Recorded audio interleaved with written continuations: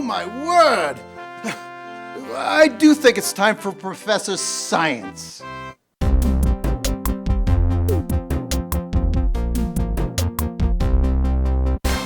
Hi girls and boys. Today I'm going to show you how to make a soda fountain. All you need for this experiment is a bottle of diet soda and some mint candies. Now this turns out to be a very messy experiment, and so you really should do this experiment outdoors, and let your parents know as well. So since we're not outdoors and we're in my laboratory, I have this pan to do the experiment in. So to start the experiment, first you take the cap off of the soda bottle, just like this, and then you take one of your mint candies. Now, I've cut the candy in half because the more candy you use, the bigger the reaction you're gonna get, the bigger the eruption.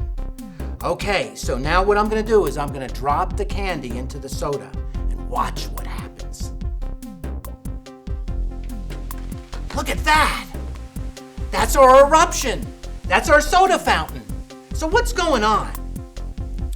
Soda is a highly carbonated drink. And what that means is there's lots of carbon dioxide in the soda. That's why when you shake up a can of soda and open it up, it squirts everywhere. So what's going on in this experiment is the candy, when it drops into the soda, creates a lot of carbon dioxide bubbles. And that's what forms the eruption that you see, our soda fountain.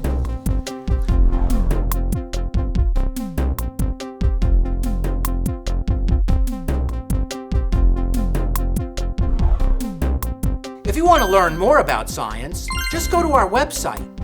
And remember, it looks like magic, but it's science.